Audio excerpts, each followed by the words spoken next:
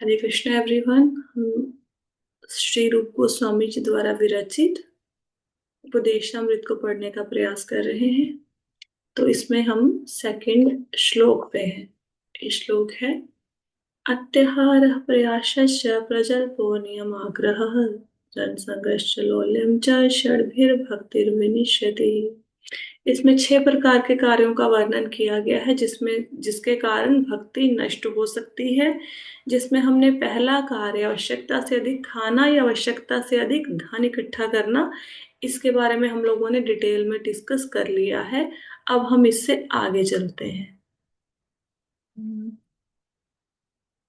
Okay, ठीक है।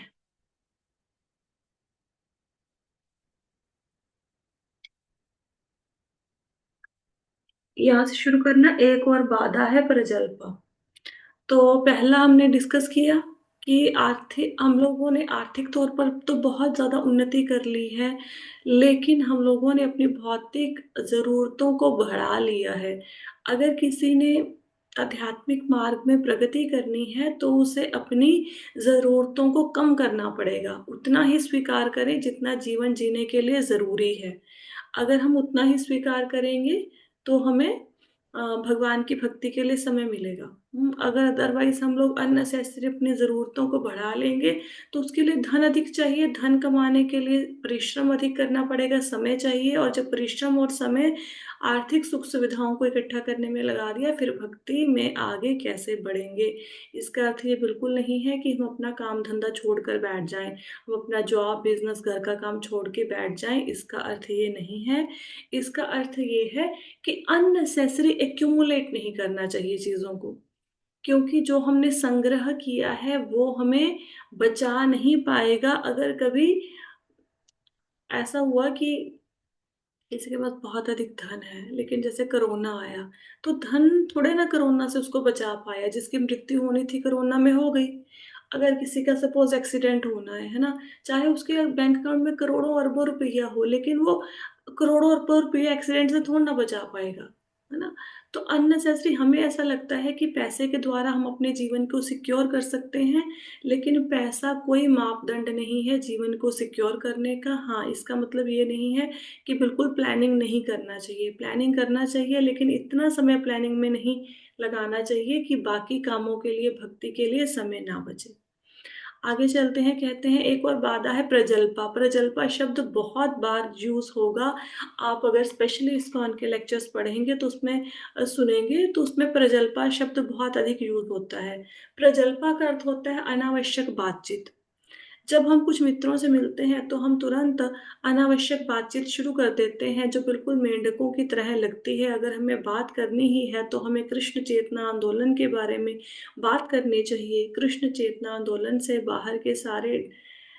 बाहर के लोग ढेर सारे अखबार पत्रिकाएं उपन्यास पढ़ने, क्रॉसवर्ड पहेलियां हल करने और कई अन्य निरर्थक काम में रुचि दिखाते हैं। इस तरह से लोग बस अपना बहुमूल्य समय और ऊर्जा बर्बाद करते हैं। पश्चिम देशों में सक्रिय जीवन से सेवानिवृत्त बूढ़े लोग ताश खेलते हैं, मछली पकड़ते हैं, टेलीविजन देखते हैं और बेकार की सामाजिक राजनीतिक योजनाओं पर बहस करते हैं। ये सभी और अन्य तुच्छ गतिविधियां प्रजल्पा की श्रेणी में शामिल हैं। कृष्ण चेतना में रुचि रखने वाले बुद्धिमान व्यक्तियों को कभी भी ऐसी गतिविधियों में भाग नहीं लेना चाहिए।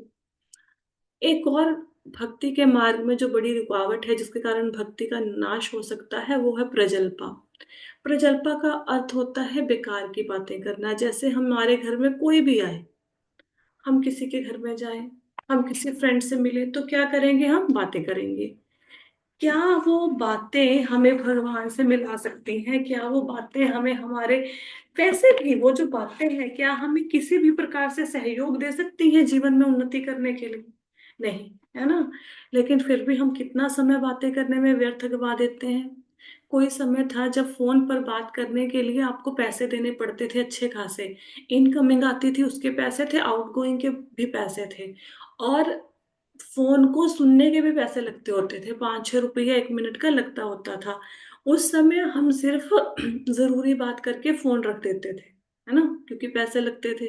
लेकिन अब क्योंकि आपको अब 300 350 रुपए का रिचार्ज कराते हैं और अनलिमिटेड बातें उस पे आप कर सकते हो, बिल नहीं बनता। तो आपने देखा होगा अननेसेसरी, जैसे बैठे हैं, कोई काम नहीं है, चलो किसी को फोन लगा लेते हैं।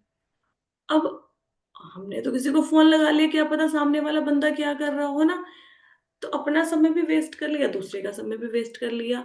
तो बातें करो, कौन मना कर रहा है बातें नहीं करो, लेकिन आध्यात्मिक बातें तो करो कोई फोन पर, लेकिन आध्यात्मिक बात तो कोई होती नहीं है ना। बातें होती हैं संसारिक, राजनीति की, समाज की बातें, कौन जीत रहा है, कौन सी पार्टी चुनाव जीत रही है ना। हालांकि लेना देना उससे कुछ नहीं है, हमारे जीवन में कोई परिवर्तन नहीं आएगा कोई भी पार्टी चुनाव जीतेगी, और ना ही हमारा कोई किसी के जीतने या किसी के हारने पर हमारा कोई कंट्रोल है ना। लेकिन हम फिर भी उसके बारे में बातचीत शुरू कर देते हैं। और मोस्टली जब हम बात करते हैं तो उसकी बातों का जो उद्देश्य होता है वो किसी तीसरे बंदे के बारे में हम बात करते हैं। दो बंदे आपस में बात करेंगे किसी तीसरे के बारे में, और मोस्टली वो जो तीसरा बंदा जिसके बारे में हम बात कर रहे हैं, वो धीरे धीरे उसकी निंदा या चुगली में कन्वर्ट हो जाती है। और जब वो हम निंदा और चुगली करते हैं, जैसे हमने 16 माला करी, 16 माला किया मतलब हमने अपनी आध्यात्मिक ऊर्जा को बढ़ाया, और जैसे ही निंदा चुगली कर दी तो क्या हुआ, पानी डाल दिया, जितना वो ऊर्जा को बढ़ाया था वो सारी ऊर्जा हम लोगों ने खत्म कर दी। और मोस्टली मोस्टली हमारी बातें बेकार की बातें होती हैं, कुछ लेना देना नहीं होता उसका अध्यात्म के साथ। तो बातें करो, लेकिन भगवान के बारे में बातें करो। अदरवाइज एक तो होता है प्रजल्पा, इससे भक्ति नष्ट होती है। दूसरा है, जैसे हम लोग अपना समय नष्ट करते हैं मैगजीन पढ़ने में, रील्स देख लेते हैं, फेसबुक पे देख लेते हैं, आपने वीडियो डाला कितने लोगों ने देखा, किसी का वीडियो आपने कितनी बार देखा, कुछ लोग पजल्स सोल्व करते रहते हैं। तो ये सारे काम निरर्थक हैं, इनसे भगवान की प्राप्ति में कोई सहायता नहीं मिलेगी, ना ही आपके, वैसे भी आपके आर्थिक जीवन में भी इससे कोई प्रोग्रेस नहीं होगी आपका। इससे ये न्यूज़पेपर मैगजीन वगैरह पढ़ने से अगर हमें लगे हमारे भौतिक कोई उन्नति भी नहीं होने वाली है, क्योंकि उसमें है कि उसमें नेगेटिविटी का भंडार है।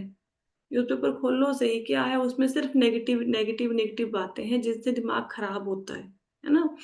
और वेस्टर्न में लोग क्या करते हैं कि जो लोग रिटायर हो जाते हैं, जिनके पेंशन लग जाती है, वो ताश खेलने लगते हैं, मछली पकड़ने चले जाएंगे, टीवी देखने लग जाएंगे, बहस करते हैं राजनीतिक बातों पर, बड़े बड़े मुद्दों पर। ये सारे बातें क्या है, ये प्रजल्पा है। अगर कोई सीरियस है भगवान की भक्ति के लिए तो उसे प्रजल्पा नहीं करनी चाहिए। हम्म उतनी ही बात करें जितनी आवश्यक है, आवश्यकता से अधिक बात ना करें। आ, इससे पहले मैंने, आई डोंट नो कितने लोगों ने आर्ट ऑफ लिविंग का एडवांस कोर्स किया है जिसमें वो मौन रखने के लिए कहते हैं। खैर कुछ बहुत कम लोग हैं जिसको सीरियसली करते हैं, अदरवाइज जब मौन रखने के लिए बोला जाता है तो इशारों से बातचीत करनी शुरू कर देते हैं। 3 दिन के लिए मौन रखना होता है, कोई बातचीत नहीं करनी होती, बस आपको वो खाने पीने की व्यवस्था वहां पे होती है जो वहां पे रहते हैं, तो समय पे आपको भोजन मिल जाएगा। आप जहाँ मतलब व्यवस्था की गई है वहां पे जाओ, खाना खा के आ जाओ अपना। हाँ, जब सत्संग होता है तब आप बोल सकते हो, भजन गा सकते हो, है ना, मेडिटेशन कर सकते हो, बाकी कुछ नहीं बोलना होता। आप यकीन मानिए, कभी उस कोर्स को करने का मौका मिले, 3 दिन के बाद बोलने की इच्छा खत्म हो जाती है, और हमें ऐसा लगता है कि हम कितनी, हमारी बोलने में एनर्जी लगती है बहुत ज्यादा। और जब हम अननेसेसरी बोलते रहते हैं तो हमारी एनर्जी खत्म हो जाती है। और एक प्रॉब्लम होती है, आई डोंट नो कितने लोगों को पता है कि नहीं, उसमें इंसान को ना बोलने की आदत पड़ जाती है, अननेसेसरी बोलने की। जैसे किसी काम वाली ने काम को गलत कर दिया, तो एक तो होता है उसको एक बार डांट के चुप कर गए, एक होता है उस बात के ऊपर हम 10-15 मिनट बोलते रहे, तो बोलने की आदत पड़ जाती है। ये एक डिसऑर्डर है, उसमें व्यक्ति जैसे पागलों के जैसे बोलता रहता है ना, उसको बोलने की आदत पड़ जाती है, बोलने की बीमारी। एक ही बात को, जैसे एक तो हुआ कि घर में सफाई नहीं है, सफाई कर लो, ये तो एक बात हुई, है ना, जैसे मतलब हमने किसी को बोलना है, बच्चे को या किसी को। दूसरा होता है गंद पा रखा है ना, क्या 7 दिन फैला के रखते हो, चीजें नहीं संभाल के रख सकते हो, मैं 7 दिन लगा रहता हूँ या लगी रहती हूँ, ऐसे ही फैला के रखते हो, दूसरों के घरों में जाओ कितनी सफाई है, यहाँ देखो। तो एक बात जो इस बात पे खत्म हो सकती थी कि सफाई कर लो, इसको इतना खींच देंगे कि उस बात के ऊपर 15 मिनट का हम लेक्चर दे देंगे। ये डिसऑर्डर है एक। इसको अगर ऐसा आप करते हैं तो कोशिश कीजिए इसको कम करें। ये कोई अच्छी बात नहीं है ना। जैसे ओसीडी एक डिसऑर्डर है जिसमें व्यक्ति को वहम की बीमारी हो जाती है, बार बार हाथ धोता रहता है, तो ये भी एक डिसऑर्डर है। बेकार की बातचीत नहीं करनी चाहिए। आगे चलते हैं। जनसंग, देखो यहाँ पे हम लोगों ने क्या क्या पढ़ा, श्लोक से करते हैं।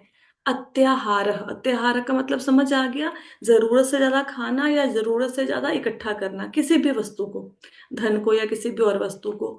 प्रयत्नश्च, उन चीजों की प्राप्ति की कोशिश करना जिनको प्राप्त करना बहुत कठिन है। जैसे मैंने टारगेट सेट कर लिया कि मुझे 20 लाख की गाड़ी चाहिए, अब मेरे पास इतना धन नहीं है।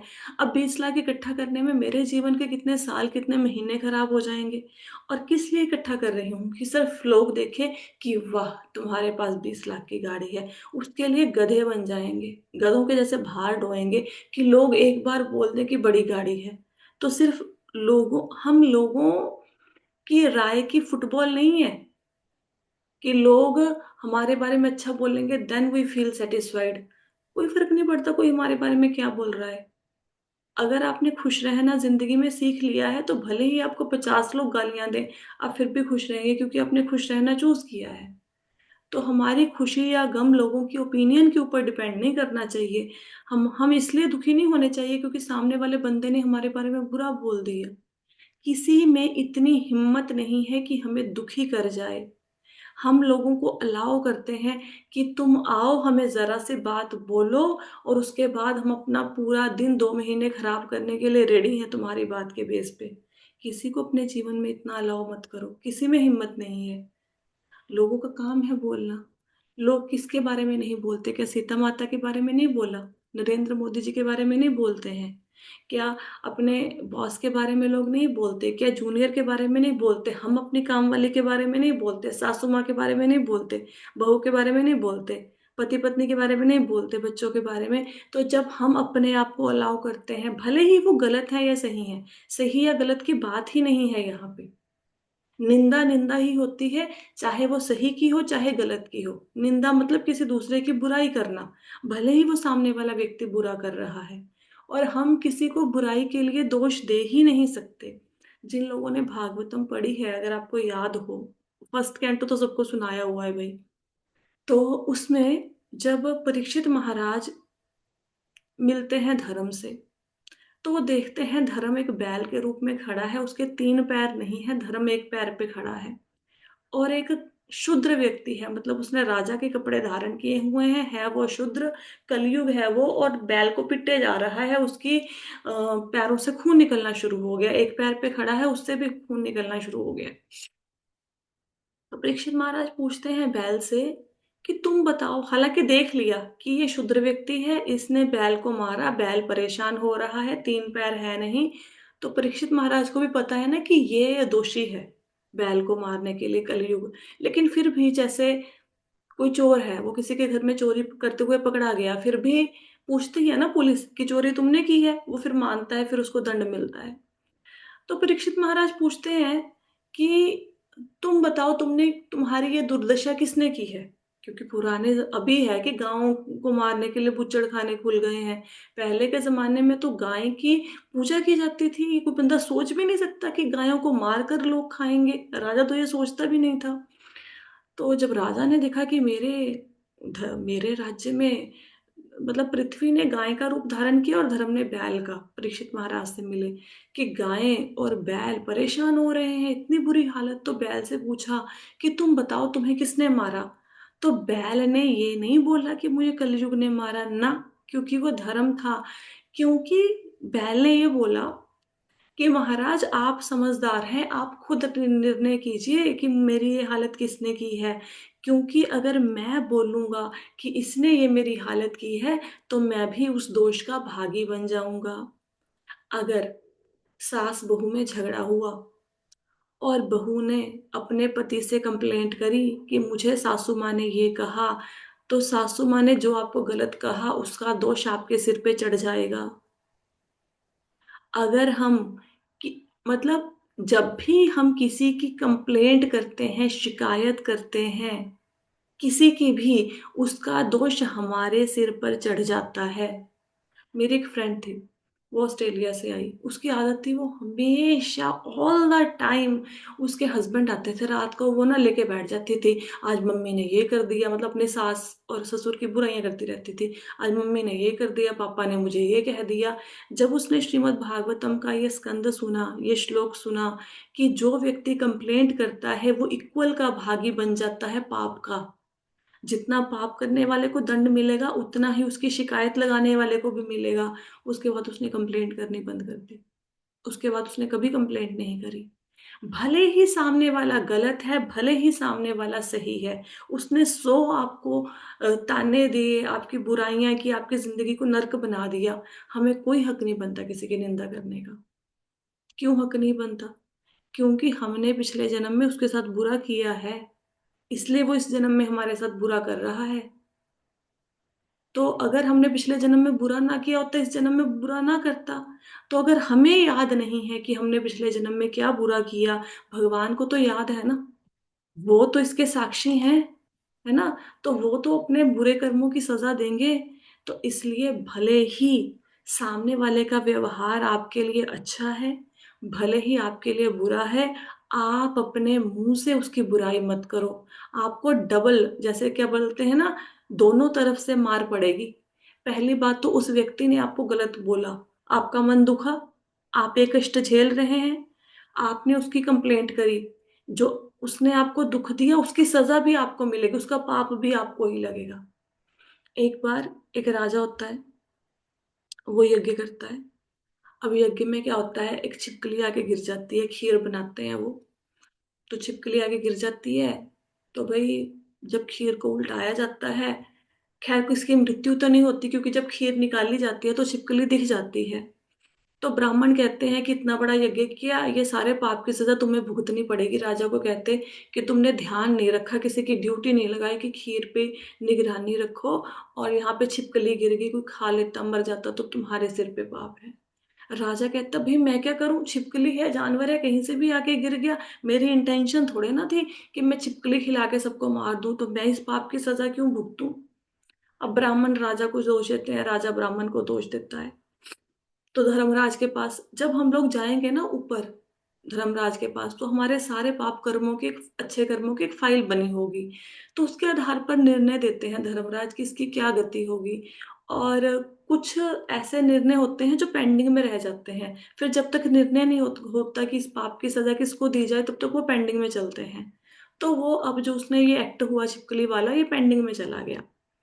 अब उस राजा के राज्य में एक व्यक्ति आया, किसी के घर में रहने के लिए, मिलने के लिए, कोई रिश्तेदार आया।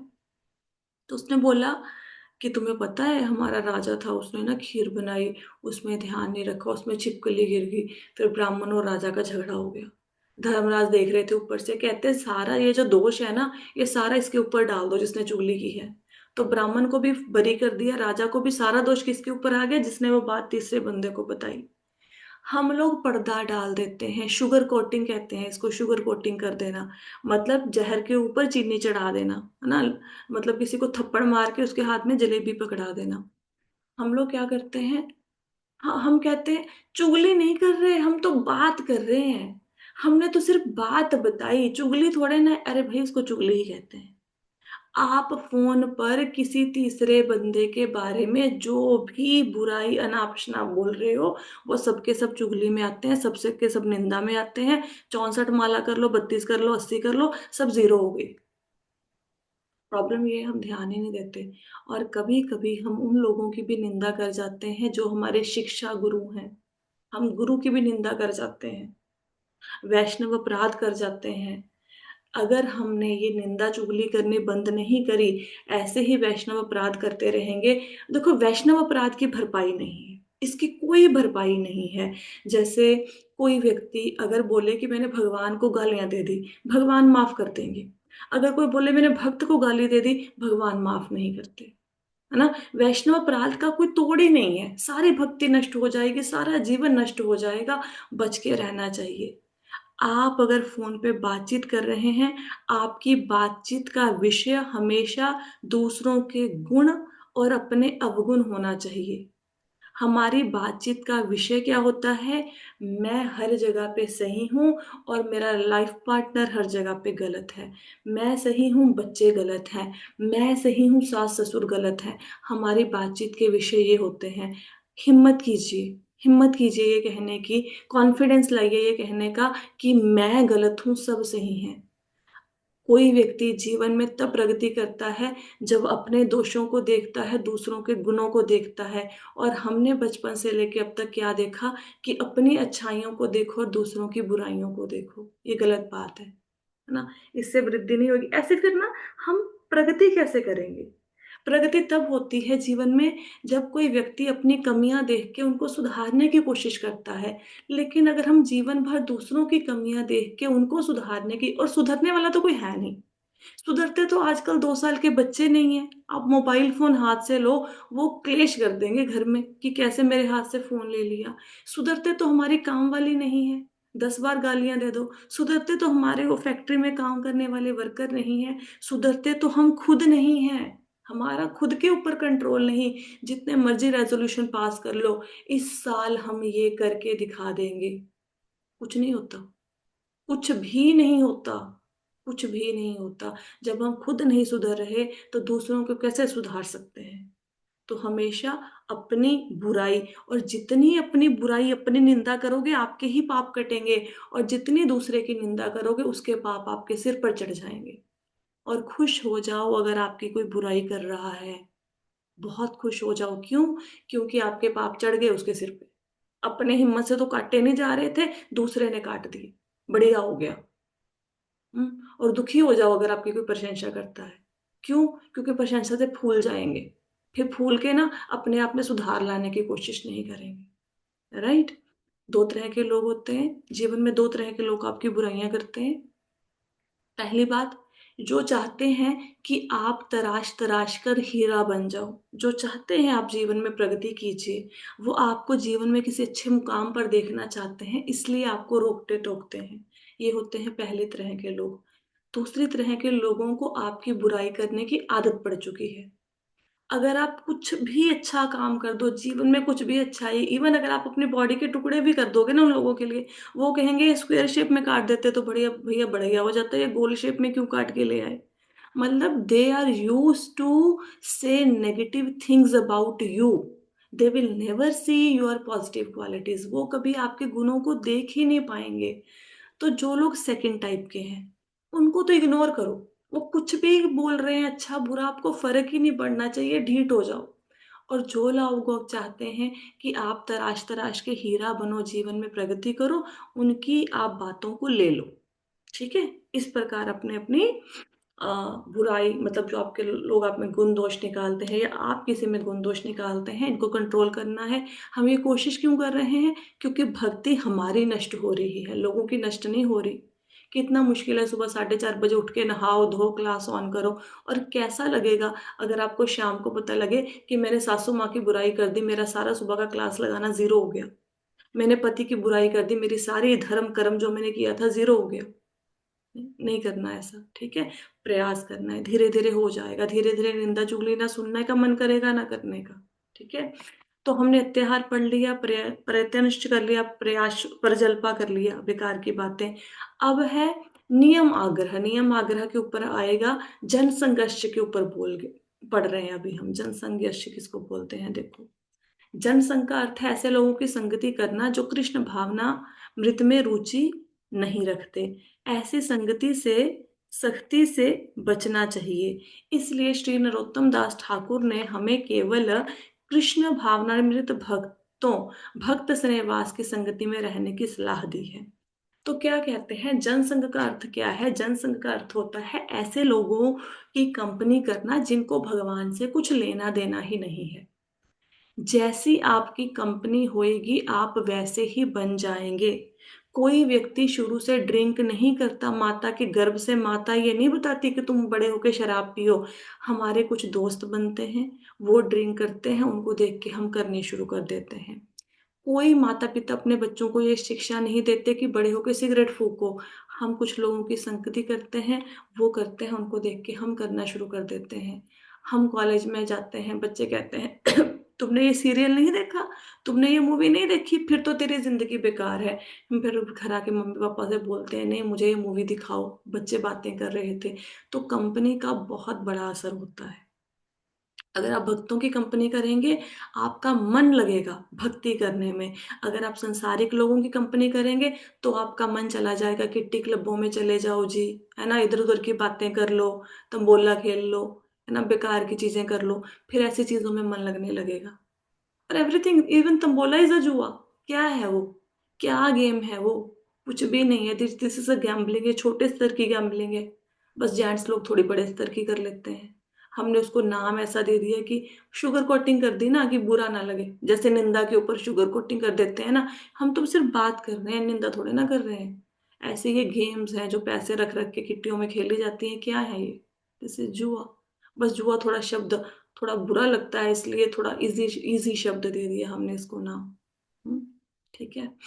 तो जनसंघ का अर्थ क्या है? ऐसे लोगों के साथ संगति करना जिनको कुछ लेना देना ही नहीं है भगवान से। अगर अभक्तों की कंपनी करोगे, तो फिर आपकी भक्ति भी नष्ट हो जाएगी। तो कोशिश करो ऐसे लोगों की संगति करो जो भक्ति में आगे बढ़ने का प्रयास कर रहे हैं या बढ़े चढ़े हैं। भगवान के भक्तों की संगति में हमेशा भगवान की सेवा में लगे रहना चाहिए। समान व्यवसाय में लगे लोगों की संगति उस व्यवसाय में उन्नति के लिए बहुत अनुकूल है। हाँ, अगर किसी व्यक्ति ने बिजनेस में प्रगति करनी है, तो उसको बिजनेसमैन के बीच में बैठना चाहिए। क्योंकि वो आइडियाज आएंगे ना, लोगों को देख के रुचि उत्पन्न होगी। आइडियाज आएंगे, लोग कैसे धन कमा रहे हैं, हम कैसे कमाएं। तो अगर किसी के मन में है कि मैं भौतिक तौर पर अच्छा एस्टेब्लिश कर दूं अपने आप को, तो फिर ऐसे लोगों की कंपनी करूं। हम्म उससे आपका क्या होएगा? आपका बिजनेस अच्छा हो सकता है, लेकिन आध्यात्मिक तौर पर प्रगति नहीं हो सकती। लेकिन कृष्ण भक्त ना बहुत चतुर होते हैं। कृष्ण भक्त चतुर कैसे होते हैं? उनको पता होता है कि भक्ति करो, बाकी चीजें तो अपने आप ही सेट हो जाएंगी। तो भक्ति करते हैं, और भक्ति करने के बाद उनका आर्थिक, मानसिक, शारीरिक समस्याएं अपने आप ही हल हो जाती हैं। देखो, अगर हम सोचें कि धन कमाना है, धन कमाने के लिए ऐसे लोगों की संगति करें जिनके पास अधिक धन है। तो चलो सपोज आपके पास धन आ भी गया, लेकिन आध्यात्मिक तौर पर प्रगति नहीं हुई, स्वास्थ्य ठीक नहीं हुआ, टाइम मैनेजमेंट नहीं हुआ। लेकिन जो कृष्ण भक्त होते हैं वो भगवान की भक्ति करते हैं, बाकी चीजें अपने आप सही हो जाती हैं। तो भक्त बहुत चतुर होते हैं। परिणाम स्वरूप भौतिकवादी व्यक्ति अपने प्रयासों को बढ़ाने के लिए विभिन्न संघ और क्लब बनाते हैं। तो ये संघ हैं, जो क्लब हैं, जो सोसाइटीज हैं, ये क्या है? ये एक प्रकार के लोगों का एक क्या कहेंगे उसको, संस्था है जिनकी रुचि एक जैसी है। जैसे लोगों ने संस्था बना ली, क्लब बना लिया। अब वो कौन से लोगों का समूह है?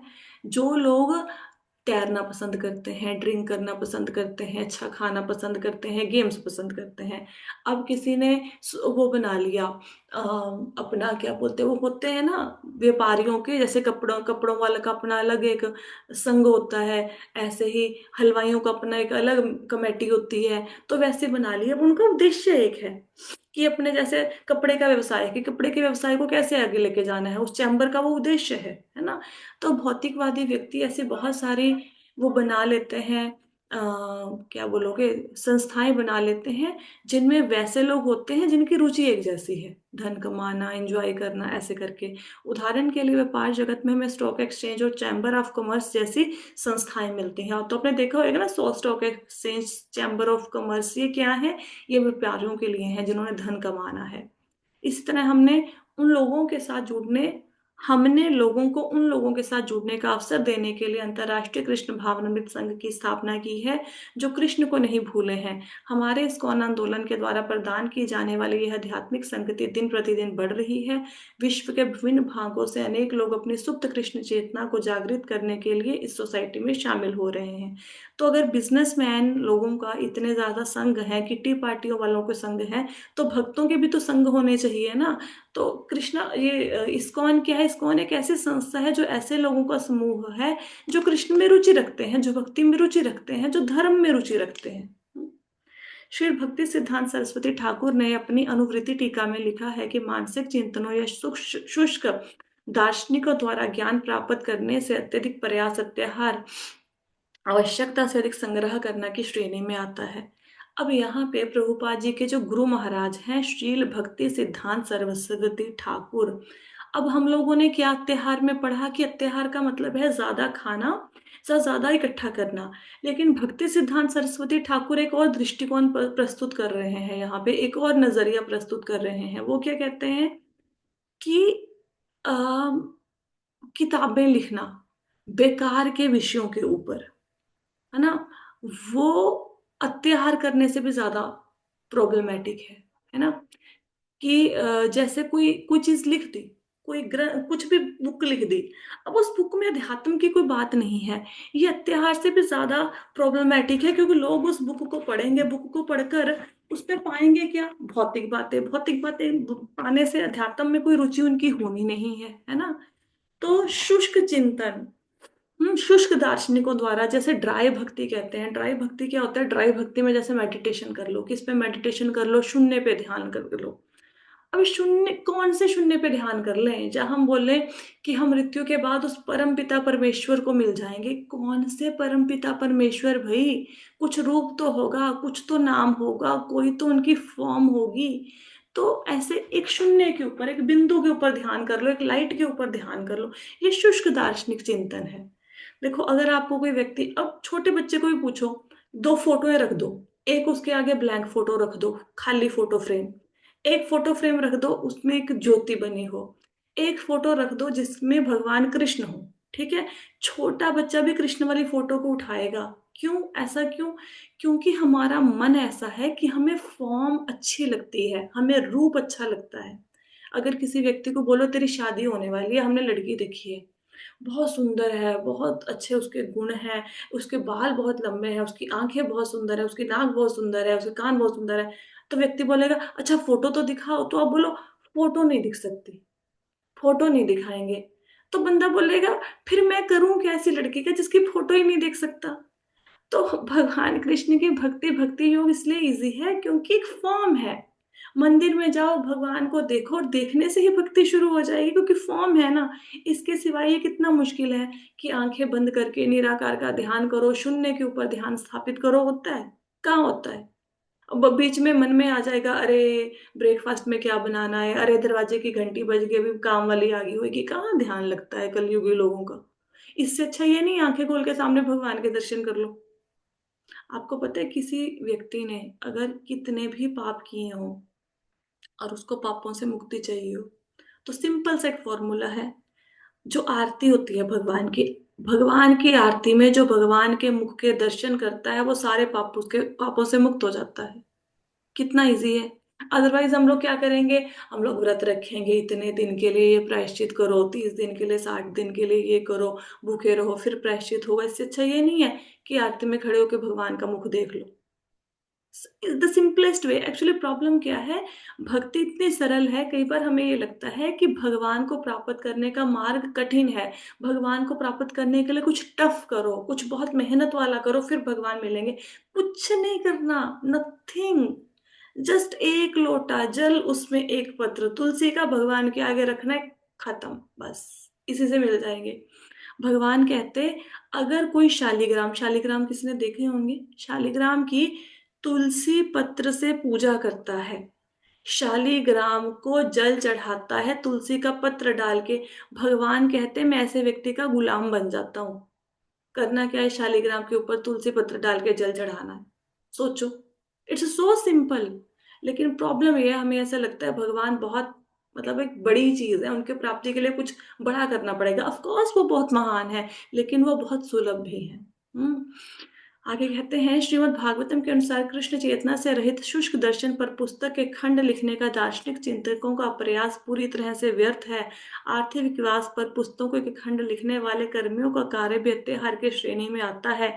इस तरह जिन लोगों में कृष्ण चेतना की कोई इच्छा नहीं है और जो केवल अधिक से अधिक भौतिक चीजों को प्राप्त करने की रुचि रखते हैं, चाहे वे वैज्ञानिक ज्ञान के रूप में हो या मौद्रिक लाभ के रूप में, सभी अत्याहार के नियंत्रण में आते हैं। इसमें भक्ति सिद्धांत सरस्वती ठाकुर ये कहते हैं कि ऐसे विषयों पर पुस्तकें लिखना जिनका कृष्ण से अध्यात्म से कुछ लेना देना नहीं है, ये भी अत्याहार है। और जो व्यक्ति भगवान की प्राप्ति का कोई प्रयत्न नहीं करते और उनकी इच्छा है ज्यादा से ज्यादा धन का संग्रह करें, वस्तुओं का संग्रह करें, चाहे वो ज्ञान हो, ऐसा ज्ञान प्राप्त करें जिसका अध्यात्म से कुछ लेना देना नहीं है। चलो आज सीखते हैं स्वेटर कैसे बुनते हैं। ठीक है, अगर तो स्वेटर बुनना सीख कर भगवान की ड्रेस बनाई, फिर तो हो गया आपका ज्ञान बढ़िया, अच्छा ज्ञान सीखा। अगर स्वेटर बुनना सीखकर खुद की ड्रेस बना के पहन ली और सोच रहे हैं कि लोग तारीफ करें, तो कोई फायदा नहीं है ना। तो चाहे ज्ञान कोई भी रूप में हो, चाहे भौतिक लाभ के रूप में हो, सब अत्याहार की श्रेणी में आते हैं। तो ऐसे लोगों की संगति नहीं करनी चाहिए जिनको भगवान से कुछ लेना देना नहीं है। ऐसी पुस्तकों को नहीं पढ़ना चाहिए जिनका भगवान से कुछ लेना देना नहीं है। हम्म ये कहते हैं आगे। काफी पड़ा है हमारा श्लोक, आज तो कंप्लीट नहीं होगा, अभी तो 2 मिनट ही रह गए हैं मीटिंग खत्म होने में। नेक्स्ट पैराग्राफ तो कल करेंगे। आज की कथा में किसी को कोई प्रश्न है, किसी को कुछ नहीं समझ आया तो पूछो। क्लियर हुआ सब कुछ? ठीक है। तो आज की कथा में हमने क्या क्या जाना? आज की कथा में हमने शुरू किया था प्रजल्पा से। प्रजल्पा शब्द बहुत कॉमन है, स्पेशली इस्कॉन के लेक्चर में। प्रजल्पा का अर्थ होता है ऐसी बातचीत जिसका भगवान से कुछ लेना देना नहीं है। देखो, उतनी जैसे आप बिजनेसमैन हो, तो बिजनेसमैन में हम ऑफ कोर्स से हमें अपने क्लाइंट से बात करनी पड़ेगी। जॉब करते हो ऑफ कोर्स, अगर टीचर की जॉब है बच्चों को पढ़ाना पड़ेगा। लेकिन अननेसेसरी बातें मत करो। प्रजल्पा का अर्थ है किसी फोन लगा के ऐसे ही बातें करते रहना। हरे सांची। कृष्ण। हाँ जी अंजलि माता जी, बताइए। ये जो आपने अभी बताया था ना कि हमने किसी की निंदा चुगली किसी के साथ नहीं करनी, पर कभी कभी अपने मन में विचार आ जाता है कि उसने मेरे साथ ऐसा किया, तो क्या ये भी गलत है? देखो, पता है क्या है, सबसे पहले तो जुबान से किसी की निंदा करनी बंद करो। मन को तो बाद में देख लेंगे, ठीक है। कलयुग में ना एक बहुत अच्छी बात है। हम्म। कलयुग में मन में अगर आपने देखो, सतयुग में क्या होता था, आपने चोरी के बारे में सोचा, सोचने का से आपको चोरी का पाप लग जाता था, क्योंकि सतयुग युग ही ऐसा था। कलयुग में मन में अगर आपने गलत सोच लिया, उसका फल नहीं मिलता। मन में सोच लिया चोरी करनी है, उसका आपको कोई पाप नहीं लगेगा। जब चोरी करोगे तो उसका पाप लगेगा। अभी तो हम इनिशियल स्टेज पे है ना। अब नर्सरी क्लास में उसको बोलो क्या तुम ये अलजेब्रा की प्रॉब्लम सॉल्व कर सकते हो, ऐसे तो होगी नहीं। 10वीं का मैथ तो नर्सरी का बच्चा सॉल्व नहीं कर पाएगा। सबसे पहले मुख से निंदा करनी बंद करो। मन की बात बाद में आ जाएगी। जब मुख से निंदा करनी बंद कर दोगे, धीरे धीरे मन की निंदा अपने आप खत्म हो जाएगी। पहले जुबान से किसी के बारे में गलत बोलना बंद कर दो। भले ही व्यक्ति ने आपके भैया 100 खून चूस लिया हो, आप गलत मत बोलो। क्या पता पिछले जन्म में क्या उसके साथ बुरा करके आए हैं, है ना। और कोई क्वेश्चन? और बात उतनी करो जितनी चाहिए। जैसे अगर आपने अपने हस्बैंड को बोलना है सफाई कर लो, या वाइफ को बोलना है, तो उतनी ही बात करो कि गंदगी है सफाई कर लो। ऐसे नहीं कि चार बातें, गंद डाल रखा है, ये पड़ा है, वो पड़ा है, सारा दिन करते क्या रहते हो तुम, ये क्या है वो। एग्जैजरेट मत करो चीज को। बात उतनी करो जितनी जरूरी है, सिर्फ मैसेज दो। और आपकी बात में इतना वजन होना चाहिए कि सामने वाला 1 मिनट में आपकी बात समझ जाए। अदरवाइज ना लोग ढीठ हो जाएंगे। आप 15-15 मिनट लेक्चर देंगे, लोगों ने सुनना ही बंद कर देना है। पता मन में क्या सोचेंगे, इसकी तो आदत है, बोलते ही रहते हैं ये तो। आप अपनी बात की वैल्यू खत्म कर लेंगे। अपनी बात को वजनदार बनाओ, 30 सेकंड में सामने वाले को मैसेज पहुंच जाए। नहीं तो फिर 30 साल में भी नहीं पहुंच पाएगा। और कोई क्वेश्चन है? नहीं।